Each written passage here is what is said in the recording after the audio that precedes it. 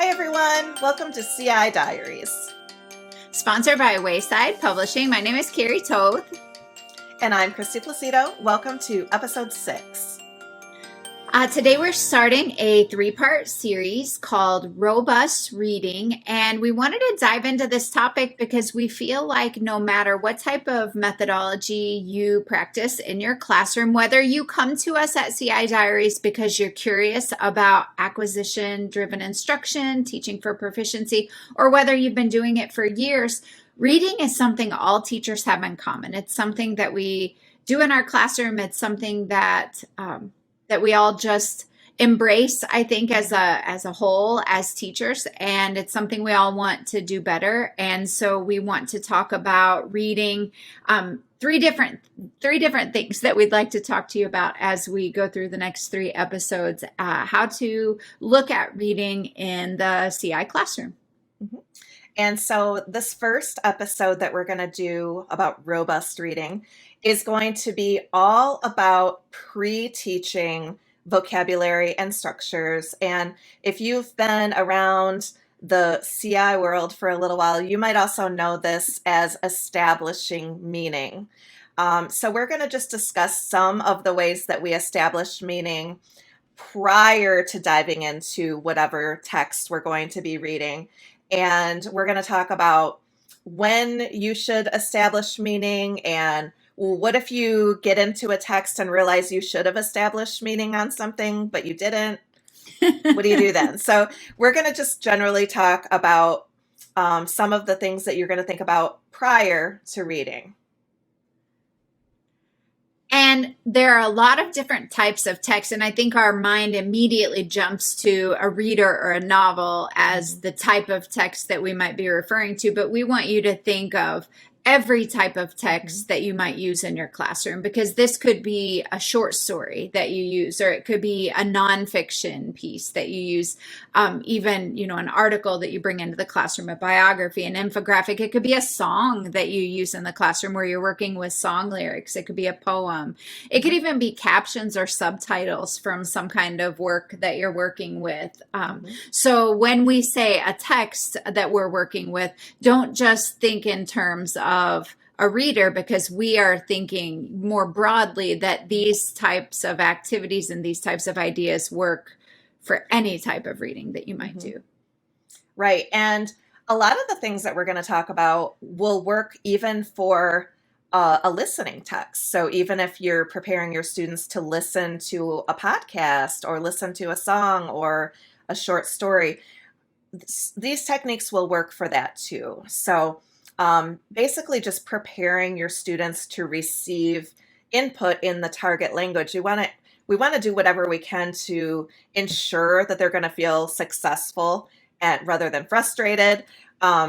These pre-teaching techniques are going to work for all different types of things.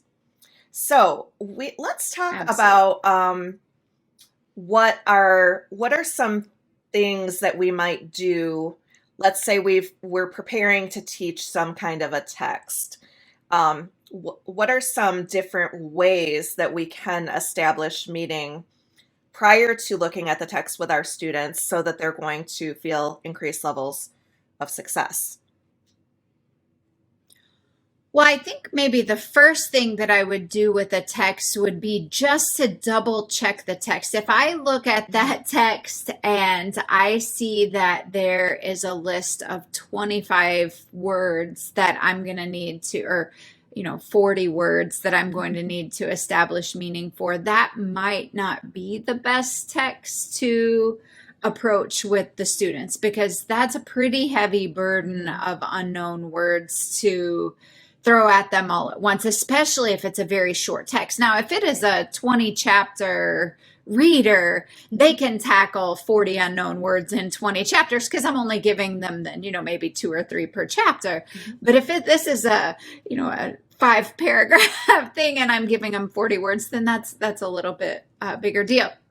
So the second thing I would do is look at images, like how can I present an image to them, and maybe help them explore the image to to comprehensify the text.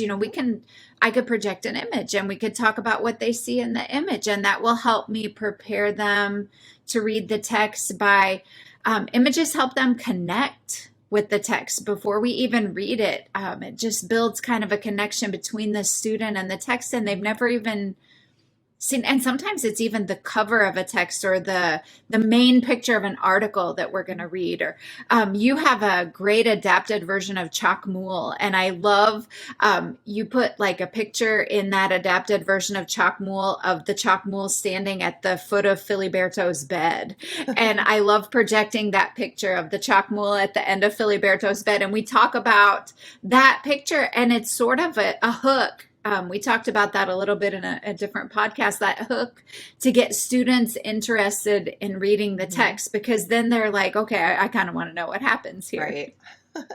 Right. And you can get them kind of predicting. Do you use images as well? I definitely do. I love to get my students predicting about what they think is going to happen. Like you're saying with the Chalk-Mule story, I love to get something that's going to be a little bit surprising, or might have more than one way to interpret, and get students to start thinking about what might be happening in this text that we're about to read. Another thing, Carrie, you and I were just talking recently about infographics, and I know that's something that you and I both enjoy using in our classrooms. And infographics are also something that you and I both like to create. And definitely, I have done a lot with infographics in the past. I've made infographics for my class. I've actually had my class make their own infographics. So that's kind of more of a during the reading or post-reading type of activity. But, having students create their own images, that's another way that you can use images in the classroom. But as far as establishing and I like meaning, infographics on an article. Like sometimes I'll find an article that I think is really great, but for a high novice group, sometimes the article is just really out of reach for what they're able to read. But there are great sentences in that article that I know that they could read. And so I like to make an infographic that just takes that information that I know that they could read and turns it into this infographic. So it's full of visuals and it's full of those bits of information that I know that they could understand, but it pulls out all that noise that would maybe distract them or make them feel discouraged, and lets them read the authentic parts that I know that they could tackle. Yeah, definitely. And hey, I would like to just put a shout out too for, I know this is your favorite website and mine, for making infographics, flaticon.com. Absolutely. And you can join for free. They do have a paid subscription where you get access to more graphics, but the free version is great too. So I highly recommend that if you're creating materials for your students. It makes it really fun and easy to find images there. So flaticon.com. We do not work for them. We just love them. Great. No, we just love them. If you use any stuff that I make, you will have seen flat icons everywhere. For sure. So another way, this is probably my favorite way of establishing meaning prior to reading or prior to really doing anything, personalized questions and answers. So basically what I do is I look at words or structures or phrases that I think my students are not going to know, and I try to integrate those structures into conversation with my students. So basically, let's say one of the structures that I wanted to pre-teach is drinks milk. Okay, so you can ask your students questions about drinking milk. Now, you're not going to want to just stop at who drinks milk. That's not going to go very far. But you can talk about things like, what's your favorite food that contains milk? Or what age do you think you should stop drinking milk? Or is there anyone who has a milk allergy? Do you drink milk in the morning or at night? Right, Yeah. right. What food do Do you you drink chocolate milk or strawberry what food milk? would you never want to have milk with? What is there a food that is essential that you must have milk? For me, it's brownies. I mean, that's just an obvious Absolutely. um so that's kind of a boring example, but you never really know what students are going to come up with when you start asking them personalized questions. So you might find out about a student who maybe their family raises goats, and maybe they make soap out of the goat milk, or you just never know what kind of strange thing that the kids are Yeah. going to come up with. Um, and sometimes when you are asking them these personalized questions, you can almost kind of go down a little rabbit hole and make it into like a little story or a little mini vignette, and just talking about this one kid and this thing that they do. But the trick is with PQA, and this is where I find a lot of teachers kind of fall down a little bit when they're trying to master the art of PQA, personalized questions and answers. I think a lot of times teachers forget that the whole point is we're trying to introduce a word or a structure to the students. And you have to remember that you're giving them input.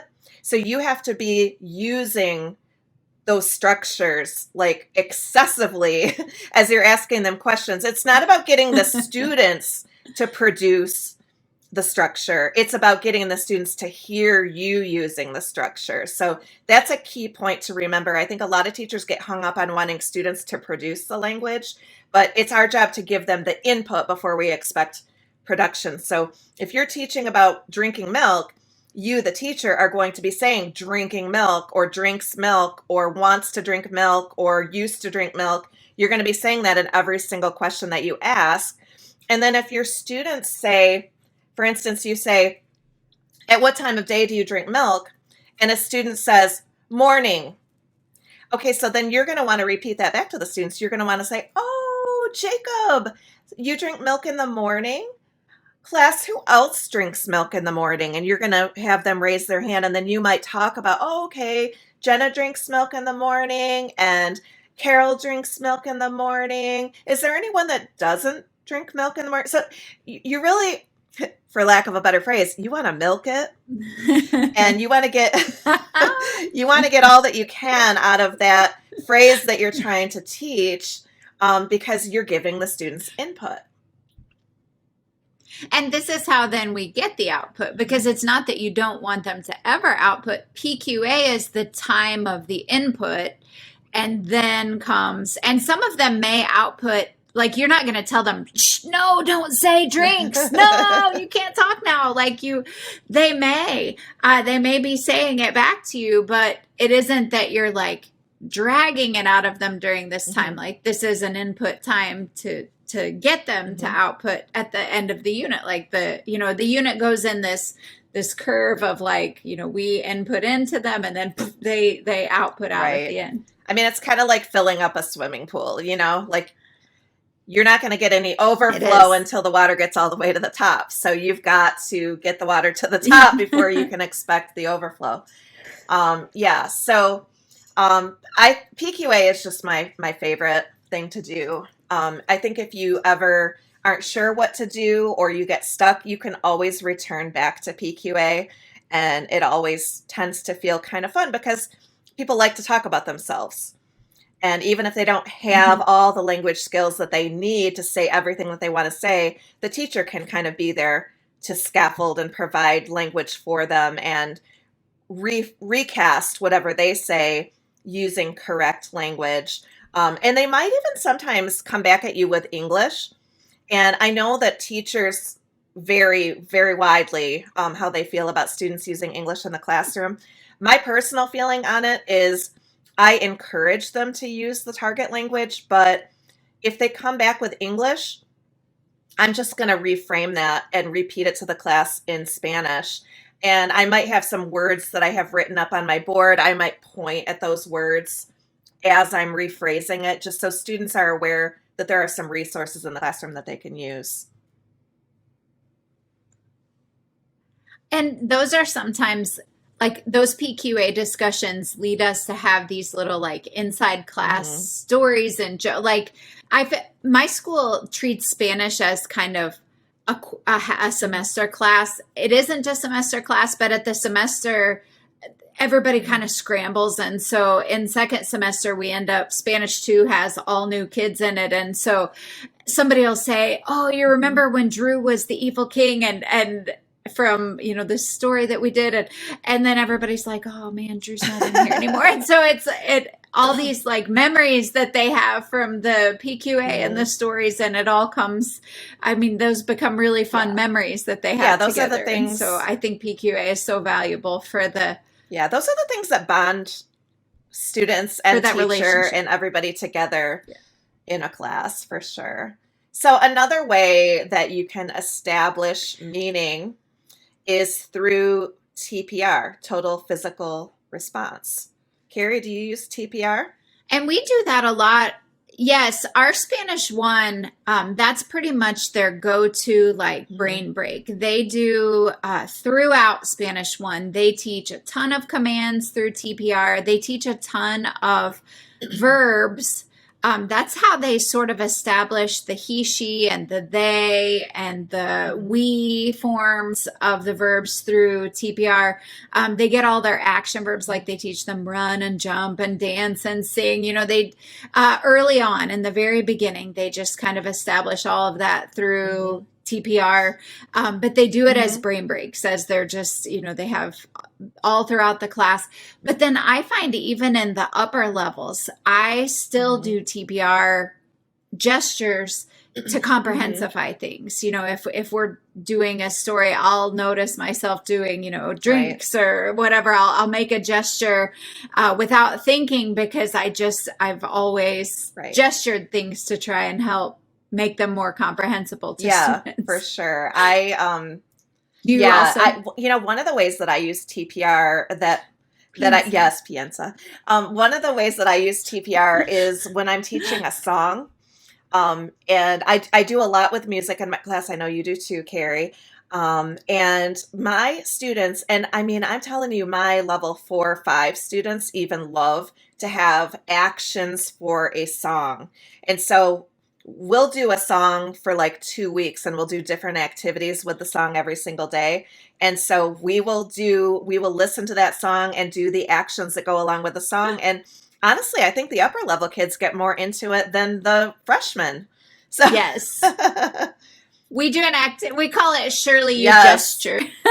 We do that too. They love it. And it really does help the words sink in. I mean, and I've seen kids sitting in front of a quiz or a test, and I'll see them sitting there like doing an action to themselves. Doing the gesture. It's so funny.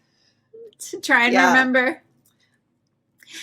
And then also we do little short stories. Like if I'm going to be doing maybe a longer read, if I'm going to be diving into a reader, and I know that there are maybe 5 key verbs that are, or, you know, maybe vocab words that are going to come up in this reader that they've not seen before, that maybe I'd like to front load a little bit. I might even do a little short vignette before we start reading, that we can tell this story, you know, kind of front load the vocabulary, let them see it in context, because that's you know, a story is just narrative. Anytime we can expose students to narrative, that's how we learn everything in our first language, is through story and through narrative. And so if we can expose them in that way, it doesn't even have to be a silly story. If you feel uncomfortable with silly stories, you can tell biography, you could tell an informational story, but you know, my students tend to, I'm silly, and so they're used to silly, and so they tend to embrace the silly stories that we tell in class. And so we do those kind of silly stories where we work in these structures, and we kind of tell stories about, you know, well, who needed to go to the bathroom? Why did they need to go? What had happened that made them need to go? Yeah, definitely. So there's one final thing that I thought of that I wanted to mention. I kind of already dropped this a little bit earlier, but to me, one of the easiest ways of establishing meaning, and it's so easy, it almost feels like cheating, But I just will write words on the board. I'll just write a word and then what it means in English.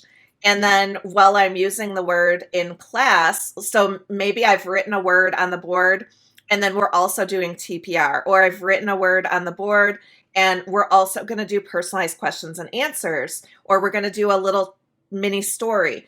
I've found that is a great way if you're in the middle of something and you just realize there's a word that they don't know, but you need it to talk about whatever you want to talk about. Just write it on the board. And then as you talk about that word, point to the word on your board. I'm acting like I have a board behind me. Point to the word on the board. Yep. But the trick is you've got to pause. So you're going to point. Yes. You're pausing. And then you're going to turn back to the class and continue talking. But as you stop talking, that'll draw their attention to whatever you're pointing at.